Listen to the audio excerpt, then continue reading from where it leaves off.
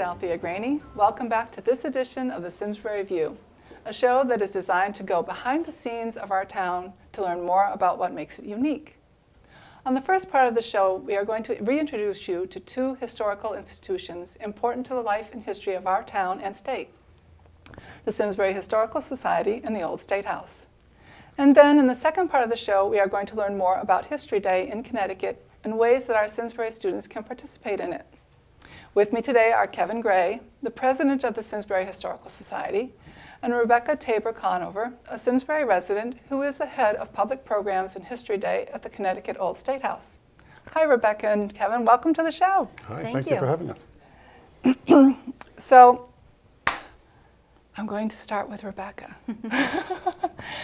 So, can you briefly tell us about the Old State House and some of the programs that you offer there? Absolutely. Connecticut's Old State House is the oldest existing state capitol in Connecticut.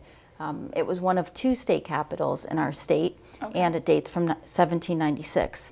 New Haven was the other capital. Okay, I was going to ask. Yes, a lot of people often are surprised by that. The earlier New Haven State House was torn down, though, in the late 1800s. Oh. So we were one of the state capitals from 1796 until 1878.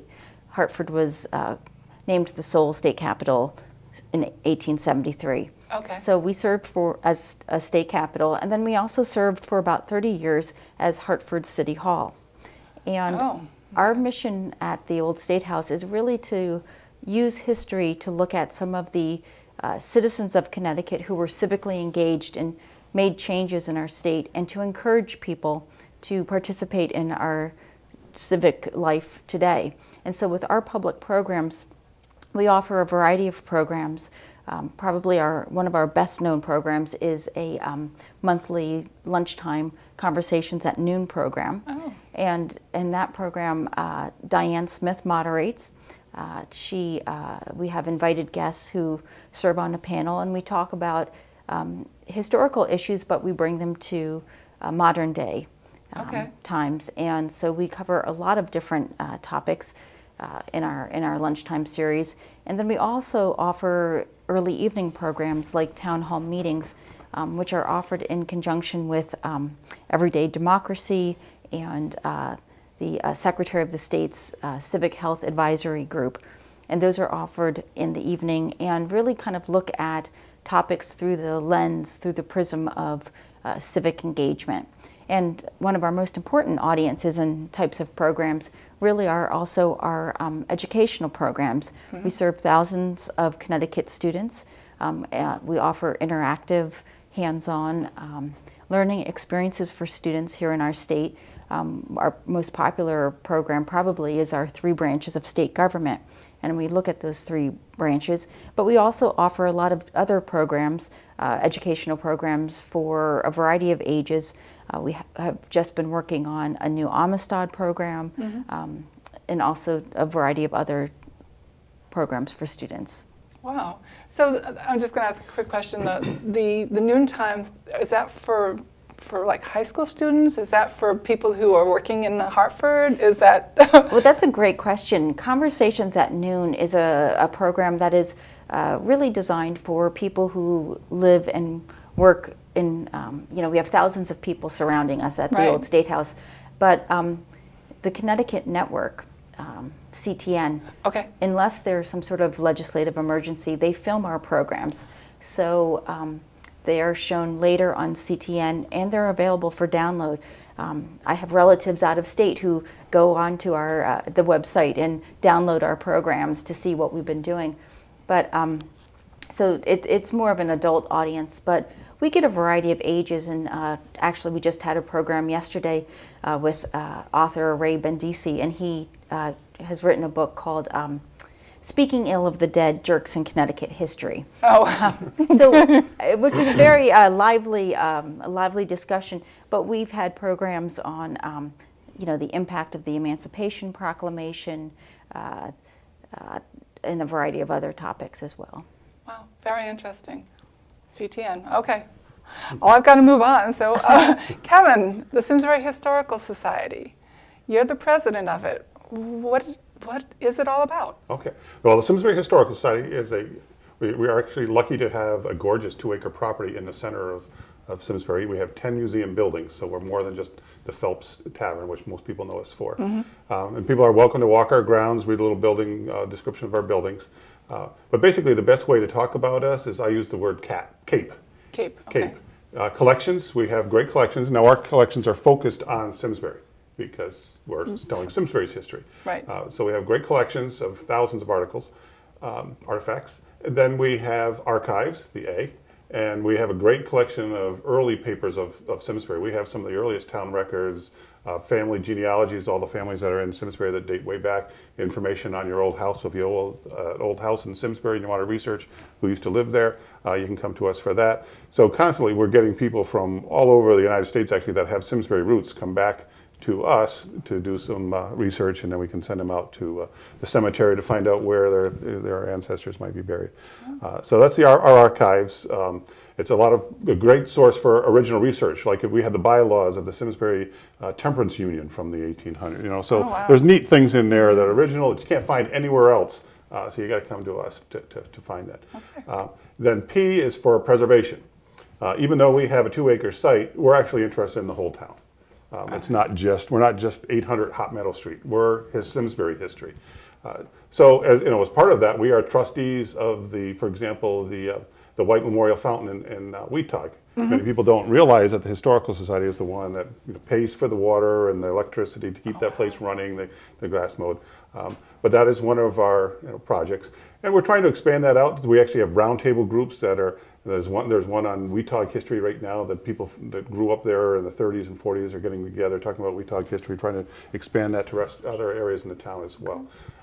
But anytime there was an issue about preserving a building in town, the barn up at Wagner Fort, for example, we get involved in preservation outside of 800 Hot Meadow Street. And then the E is education. Education is why we exist. Because it doesn't do us any good to collect all this history and not educate people. So we were very interested in educating folks. We're re-engaging with the Board of Ed, so that we have started bringing back the 5th graders in town. They've kind of gone away. We used to have all the 3rd graders come for a Colonial Day. Right. But as the testing changed in the state of Connecticut, that kind of went away. We didn't get as many field trips.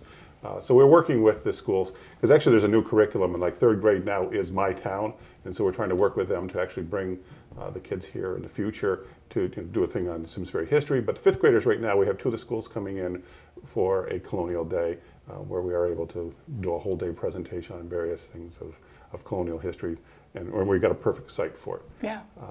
The next thing we wanted to do was, education, is expand that to get older kids involved.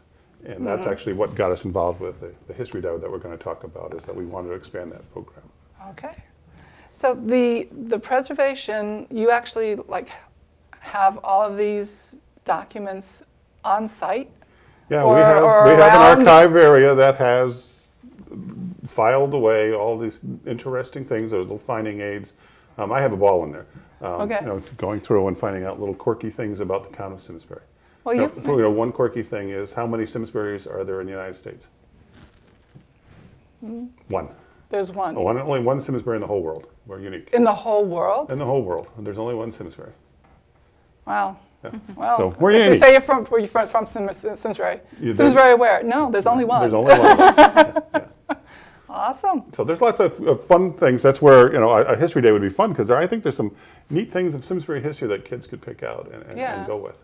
Yeah, no, I was amazed to find out that whole roundabout thing was created by some guy from Simsbury. Yeah, the traffic. Yeah, the traffic's, So we have the traffic, but you have safety fuse being built here. We have a person that, William Gray, that invented the pay telephone, came out of Tariffville. So there's the first woman state senator came from Simsbury. So there's a lot of Simsbury history. Simsbury history. Yeah. That needs to be explored more. Yeah, and it can be fun. For a small state, Connecticut has such rich resources and just amazing history that, so often I think, people look to Massachusetts or to other states, and yet we have such a rich history here that we need to explore more.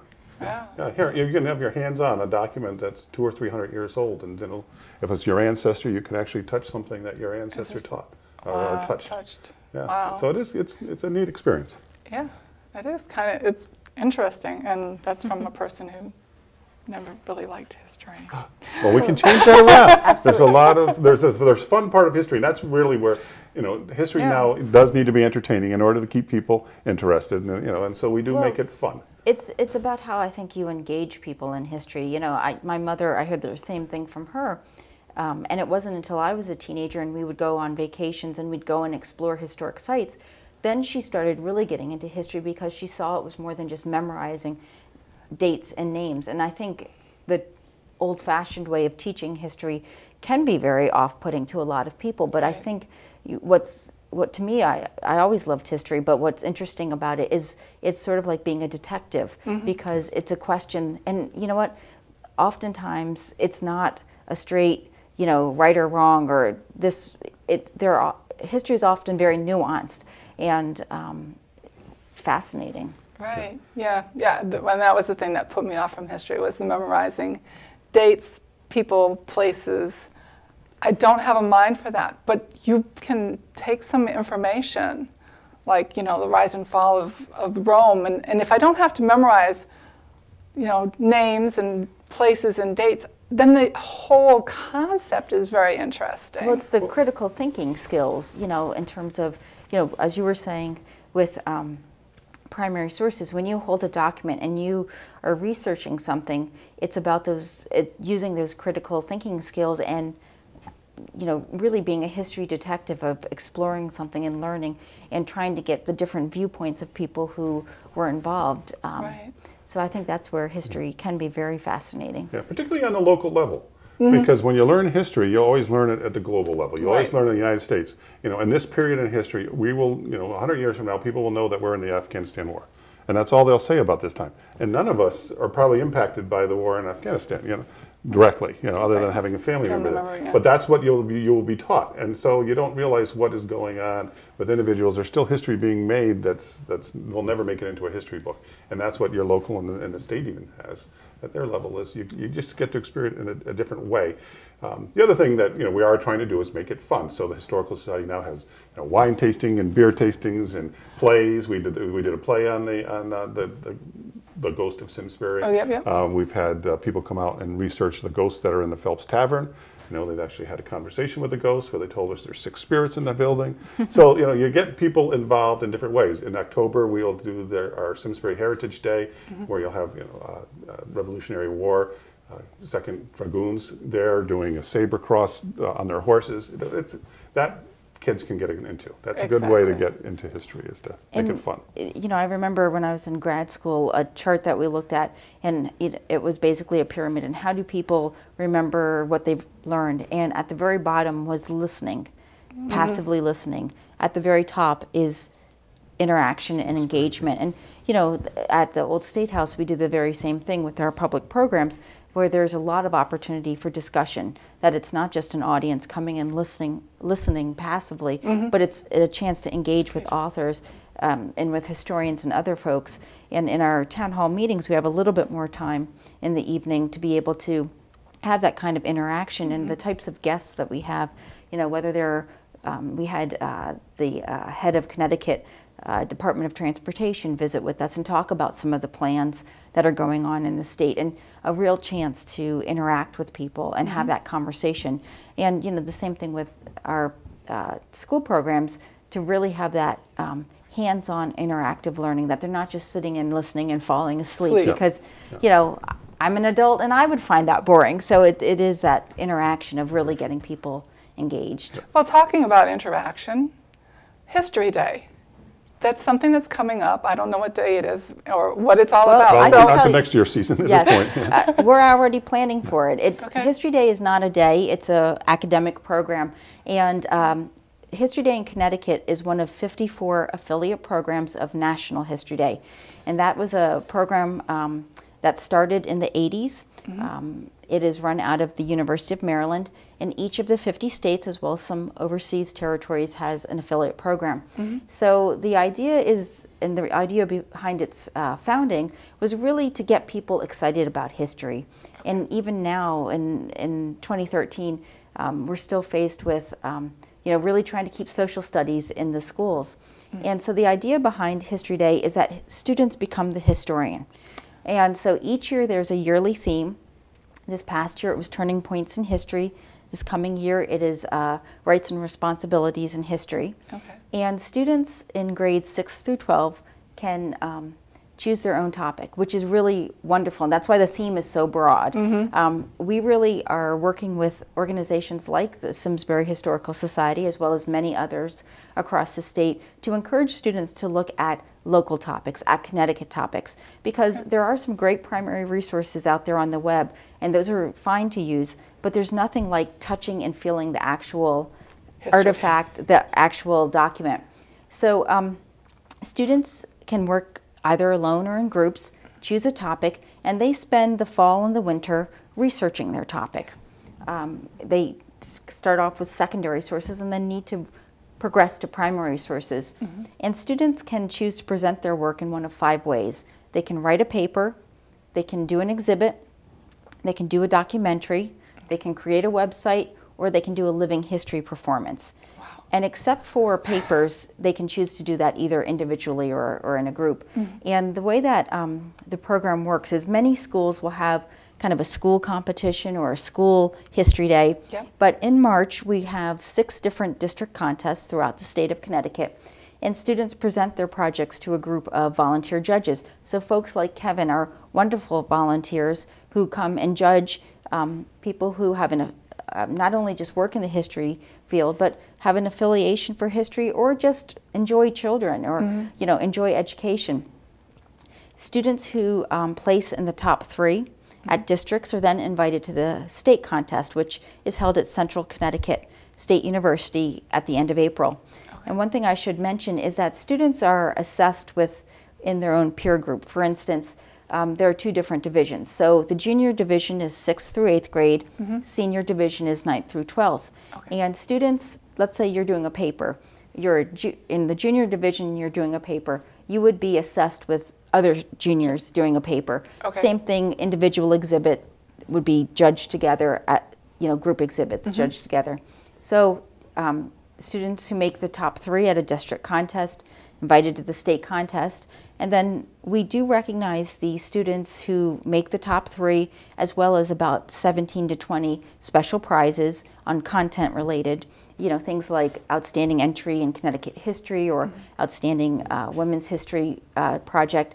And then, but students who finish it in 1st or 2nd place are then invited to the national contest, which is held every June down at the University of Maryland, and about 2,700 students participate in that. Wow. And this past year, there were about 69 Connecticut students.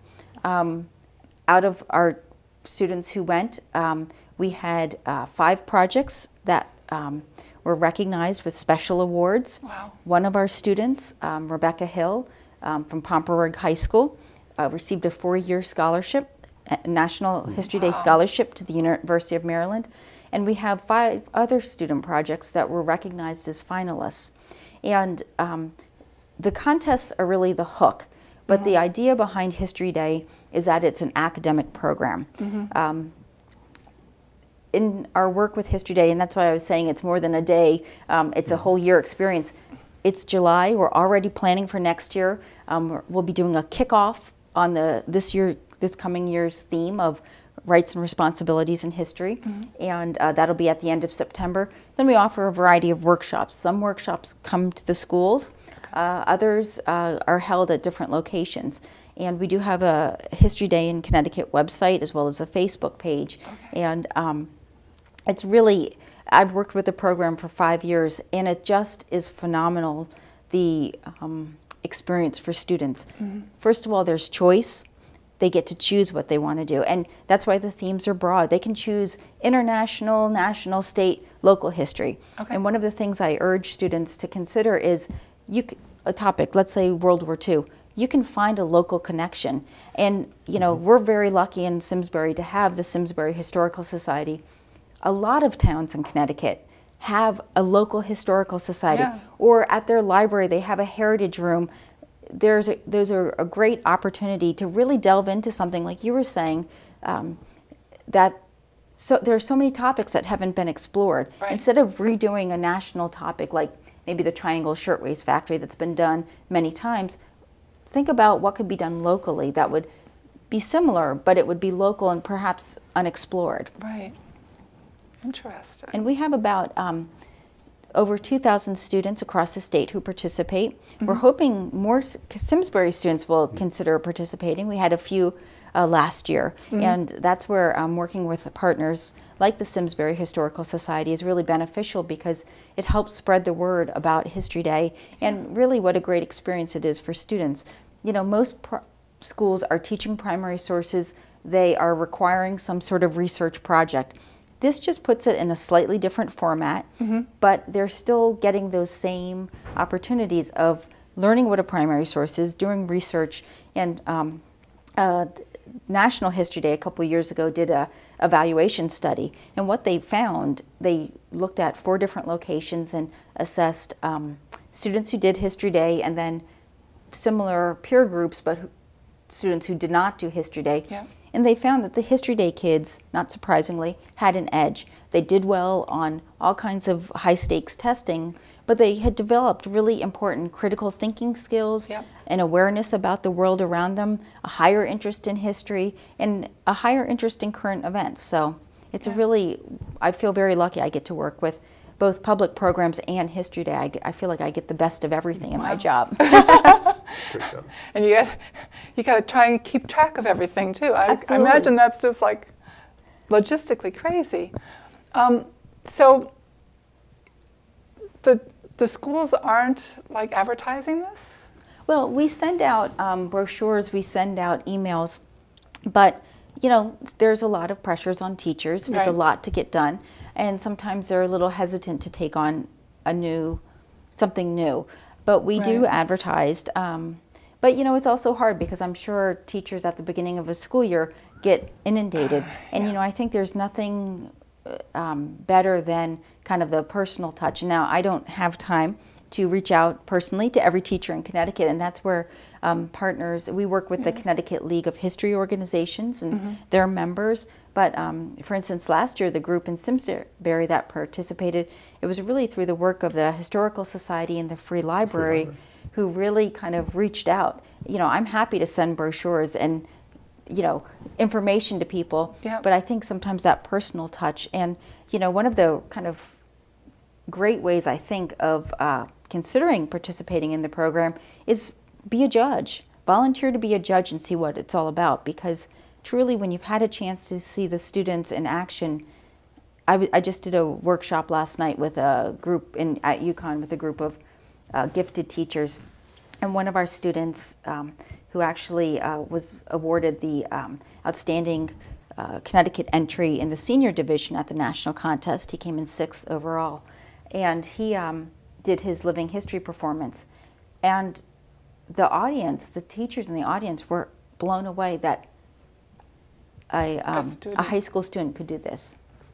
And I think kind of seeing is believing. Yeah. Right. That's really where we got involved was, you know, in the past, the Simsbury kids, it's not part of our curriculum where some schools kind of include it. Right. So we have a long way to go yet.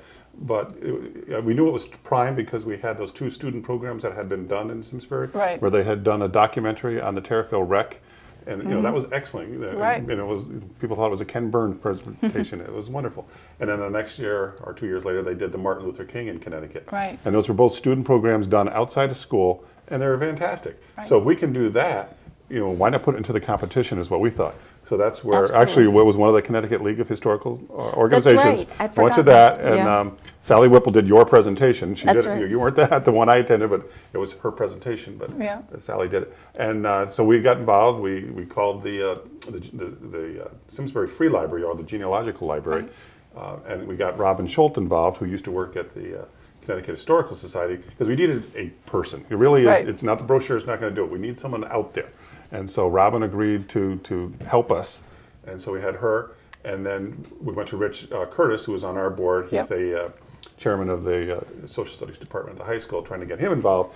And then he found a teacher in training, I guess they call them now, not the student teachers. Yeah. But Dan Moraldo, and he got involved, and he was the impetus this year. So we need to, you know, we're growing it. We need to keep that going. And as kids see others do it, and Right. that success, and that, you know, it's neat that they go on to district and you know, and win an award.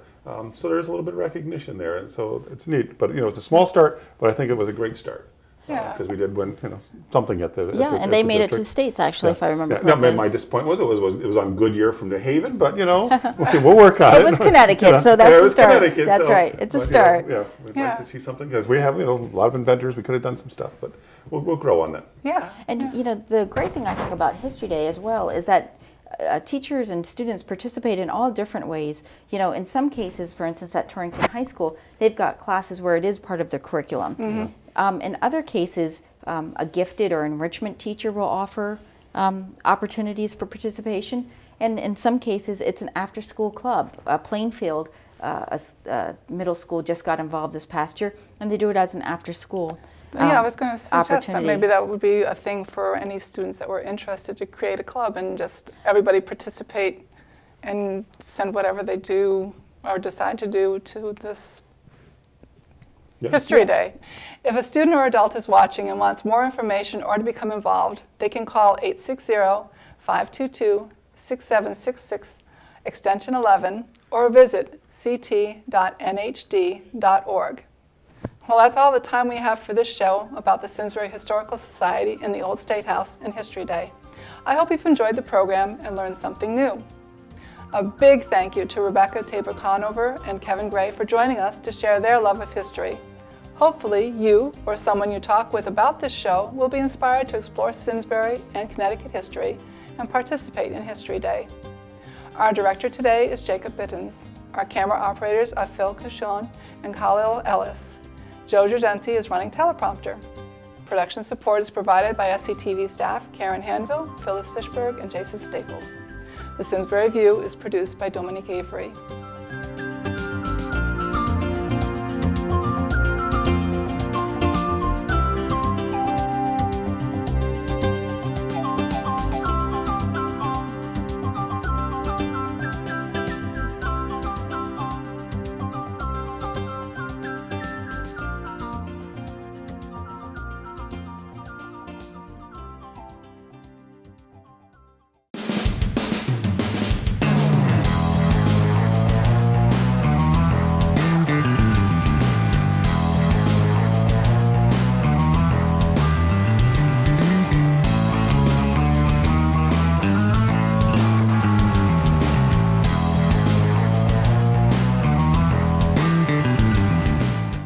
Funding for Simsbury Community Television is provided in part by contributions from viewers like you.